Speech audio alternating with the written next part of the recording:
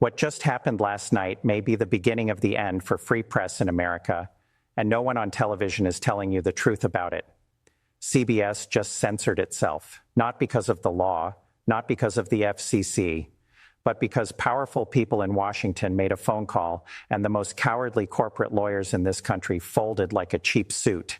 A sitting United States congressman was pulled off the air minutes before taping because a network worth billions was too afraid to let you hear what he had to say. If that does not terrify you, you are not paying attention. Subscribe to this channel right now because what I am about to tell you tonight is everything they did not want you to know. Here is exactly what happened. Last night, Representative James Talarico, a Democrat from Texas who is currently running for the United States Senate, was scheduled to sit down with Stephen Colbert on The Late Show on CBS.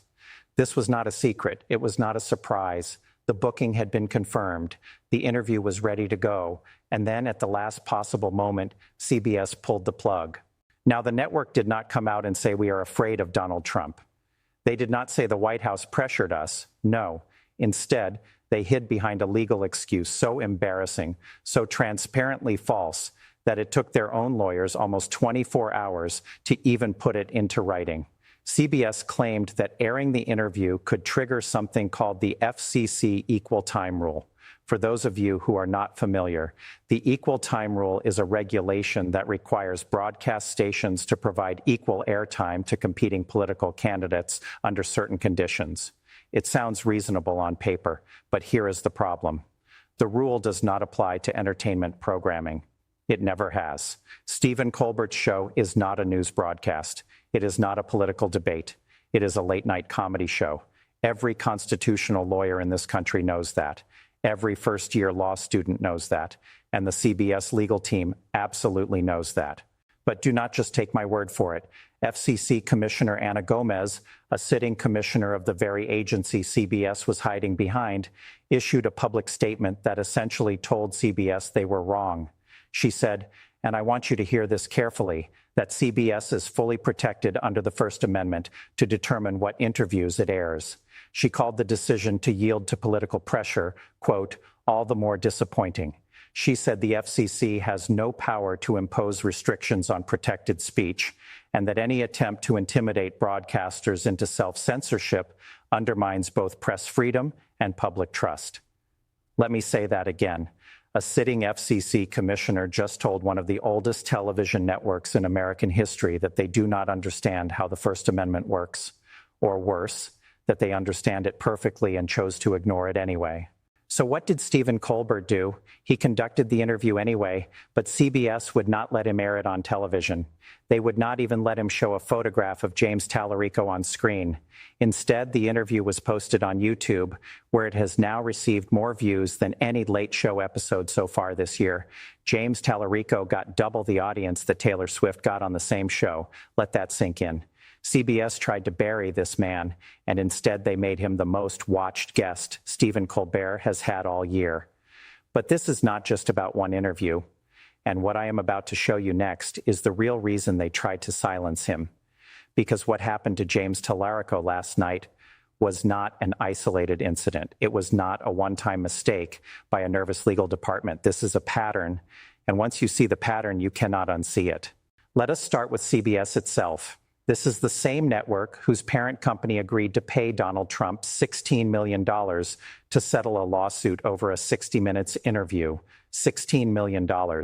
And I need you to understand something about that lawsuit. Legal experts across the board, left and right, said Donald Trump had absolutely zero chance of winning that case. Zero. The claims were frivolous. The legal arguments were hollow. Any competent attorney could have defended that case and won. But the CBS lawyers did not fight. They did not go to court. They did not use the legal skills they were trained and paid to use. They wrote a check, $16 million. And Stephen Colbert was right to call it exactly what it was, a big fat bribe. Now move over to ABC. Same story, different network. ABC News, owned by Disney, was sued by Donald Trump in another frivolous defamation lawsuit. And once again, every serious legal analyst said the same thing. Trump would not have won. The case was weak. The First Amendment protections were clear, but Disney's lawyers, the lawyers for the most powerful entertainment company on the planet, did the same thing CBS did. They folded. They paid Donald Trump $15 million to make the case go away. $15 million from Disney, $16 million from CBS. That is $31 million handed to a sitting president of the United States by two of the three legacy broadcast networks in America. Not because they lost in court, not because a judge ordered them to pay, but because their lawyers were too afraid to fight. And now you need to ask yourself a very important question. What do you think happens after you pay someone $31 million? Do you think they leave you alone? Or do you think they come back for more? Because that is exactly what happened. After CBS paid the bribe, their lawyers did not suddenly grow a spine. They got weaker. They went from paying off Donald Trump to policing Stephen Colbert's guest list. They went from surrendering in court to surrendering in their own building. And that is the pattern. First you pay, then you obey. Now, here is the part that no one is talking about. This is not new in history. In the 1950s, during the McCarthy era, it did not start with the government banning people from television. It started with the networks banning themselves. The corporate executives, the lawyers, the advertisers, they all decided on their own to blacklist writers, actors, directors, anyone who might attract the wrong kind of attention from Washington. The government did not need to censor anyone because the corporations did it for them. And that is exactly what we are watching right now in 2025. CBS did not receive a court order. They did not get a letter from the FCC demanding they pull the interview. They did it to themselves. They preemptively surrendered a right that no one had legally taken from them. And here is what makes it even worse. Not one lawyer at CBS resigned over the $16 million payoff. Not one lawyer at ABC resigned over the $15 million payoff. Not one executive at either company stood up and said, "This is wrong. I will not be part of this." We have watched lawyers at the Department of Justice resign on principle from Washington to Minneapolis, but not a single corporate lawyer at CBS or ABC has had the courage to do the same. So when you hear what James Talarico has actually said, the words they tried to keep off your television, you will understand exactly why they are afraid of him. And that is next. To understand why the most powerful people in this country are trying to keep James Talarico off your television screen, you need to see what he does when the cameras are on. Because this is not a man who screams. This is not a man who throws insults or plays to the crowd. And that is exactly what makes him dangerous to them. Former President Barack Obama recognized it before most of America did. On the final episode of Mark Maron's podcast last year, Obama was asked about the next generation of political talent. And without hesitation, he brought up a name that most people outside of Texas had never heard. Obama said there is this young state representative, James Talarico, out of Texas. He called him terrific. He called him a really talented young man. And then Obama said something that gets to the heart of why Talarico is different. He said Talarico knows what he actually believes, that his starting point is, let me say what I believe. And Obama explained that when you have that kind of foundation, when you have a genuine moral compass, it becomes a lot easier to listen to other people without feeling threatened. You do not need to attack everyone who disagrees with you because you are secure in your own convictions. Now watch what that looks like in practice. In the Texas State House, a Republican representative introduced something called the Furries Act. The bill was based on a claim that had been circulating in conservative media that students across Texas were using litter boxes in schools and behaving like animals. Governor Abbott himself repeated this claim publicly, and when Talarico got his chance to question the bill's author, he did not yell. He did not grandstand. He simply asked one question: can you name a single school where this has been confirmed? The answer was no. He then pointed out that when the Dallas Morning News asked Governor Abbott the same question, the governor could not name one either, and PolitiFact rated the entire claim as pants on fire false. Then Talarico calmly and methodically connected the dots. He explained that the litter box conspiracy was part of a larger strategy to discredit public schools in Texas in order to push private school voucher programs. He said, you call librarians groomers, you accuse teachers of indoctrination, and now you say schools are providing litter boxes. That is how you turn Texans against their own neighborhood schools so you can justify defunding them. No shouting, no theatrics, just facts, delivered with surgical precision. And then there was the Ten Commandments bill. A Republican colleague introduced legislation to require the Ten Commandments to be posted in every public school classroom in Texas. And this is where Talarico did something that almost no Democrat in America knows how to do. He used scripture. He looked his Republican colleague in the eye and said, "I say this to you as a fellow Christian. This bill is not only unconstitutional and un-American, it is deeply unchristian." He called it idolatrous, exclusionary, and arrogant. He quoted the Gospel of Matthew, where Jesus says, "Do not be like the hypocrites who love to pray publicly on street corners." He said a religion that has to force people to put up a poster to prove its legitimacy is a dead religion. And then he asked the question that silenced the room: does this bill truly love the Hindu student sitting in that classroom, the Buddhist student, the atheist student? That is why they want him off television. Not because he breaks the rules, because he changes the conversation entirely, and the people in power have no idea how to stop him, which brings us to the much bigger question that no one in media is asking right now. Now, I need you to zoom out with me for a moment, because what is happening right now is not just about one interview on one late night show. It is not just about James Talarico. This is about something much larger. And if you understand what I'm about to explain, you will see American politics and American media completely differently from this point forward. Start with Texas. For decades, Texas has been treated as a permanently red state, a place where Democrats go to lose. But the numbers are shifting, and they are shifting fast. In 2020, the margin between the two parties in Texas was closer than it had been in a generation. In 2022, it tightened even further. And now in 2026, you have a candidate like James Talarico, who speaks fluent Christianity in a state where faith is not decoration, it is identity. He went to the University of Texas. He earned a master's degree at Harvard's Graduate School of Education. And then he went back to Texas and earned another master's degree from the Austin Presbyterian Theological Seminary. This is not a coastal elite parachuting into red America. This is someone who grew up in the culture, understands the language, and can meet conservative voters exactly where they are. That is the nightmare scenario for anyone trying to hold Texas. Now let us talk about the law, because the legal dimension of this story is worse than CBS wants you to believe. The equal time rule, the excuse CBS used to pull the interview, only applies to broadcast stations providing airtime to legally qualified candidates under very specific conditions. Entertainment programs, talk shows, late-night comedy, these have been explicitly exempt for decades. CBS knows this. Their lawyers know this. So why did they use an excuse that any first-year law student could dismantle in 5 minutes? Because the point was never about legal accuracy. The point was to create just enough bureaucratic cover to justify doing what they were already afraid to do. This is what I call economic self-censorship. The cost of airing the interview was not a fine from the FCC. The cost was angering a White House that has already demonstrated it will use lawsuits, investigations, and regulatory pressure to punish media companies that do not fall in line. When you have already paid $16 million in one settlement, you do not need a lawyer to tell you the risk.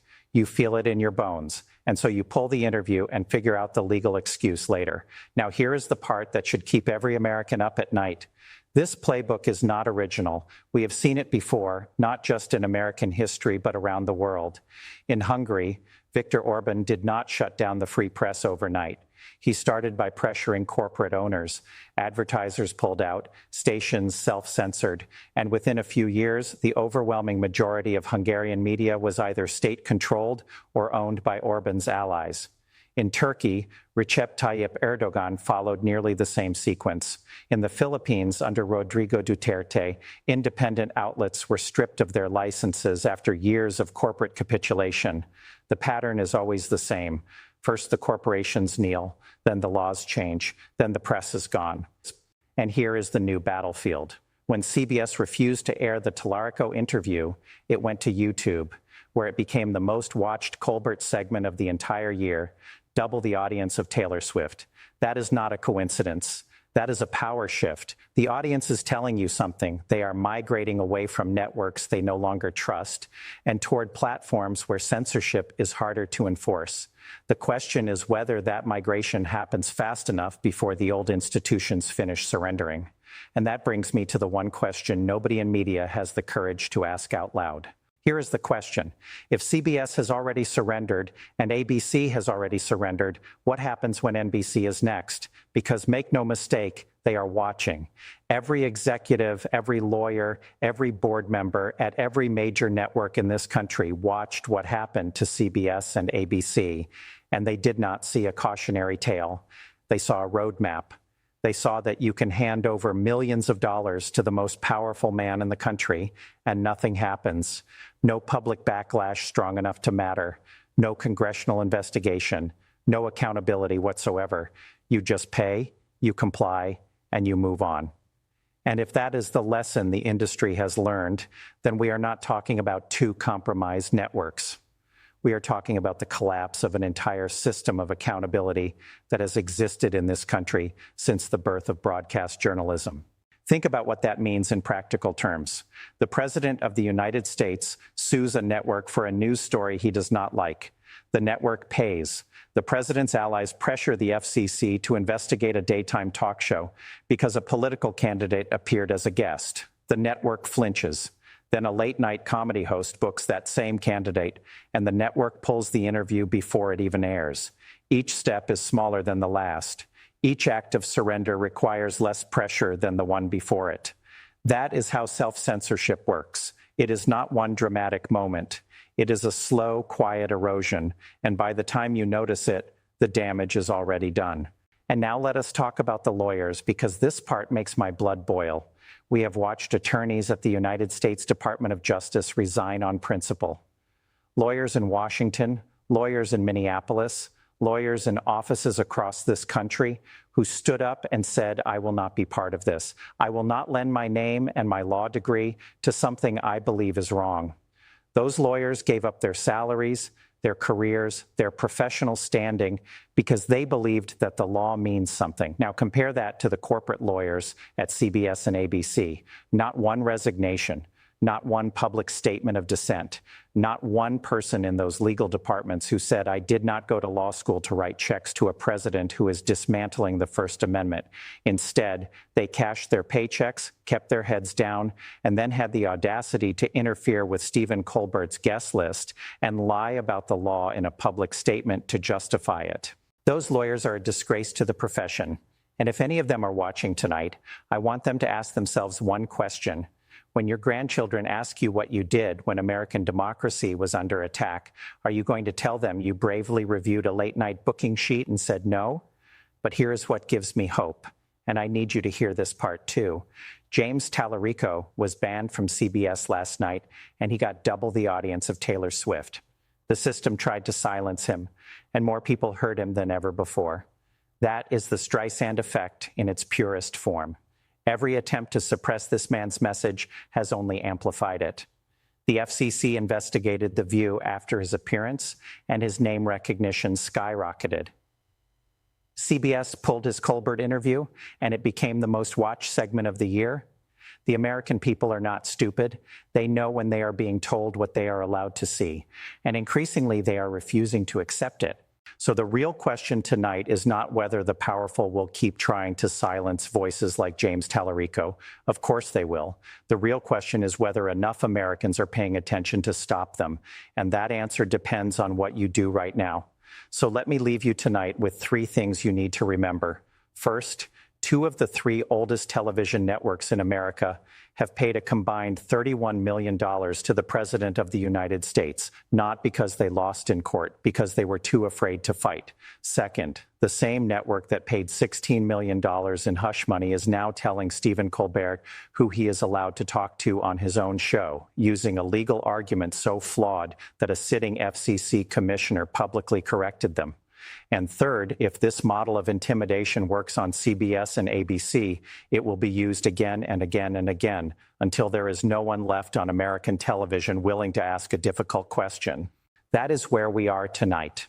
That is the country we are living in right now. A country where a state representative from Texas cannot sit on a couch and have a conversation on a comedy show because the President of the United States does not want you to hear what he has to say. And the corporate gatekeepers of American media are helping make sure you do not. But here is what they did not count on. You are still here. You are watching this right now.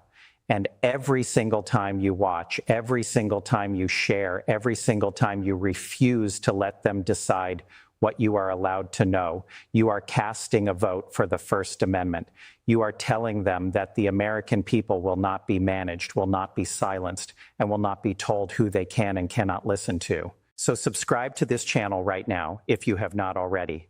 Hit that notification bell because when the next shoe drops, and it will drop, we will be here first. Share this video with everyone you know. Send it to someone who still thinks this cannot happen in America and show them that it already has. This is not the end of this story. This is just the beginning, and we will be here every single day until it is over. I will see you right here next time.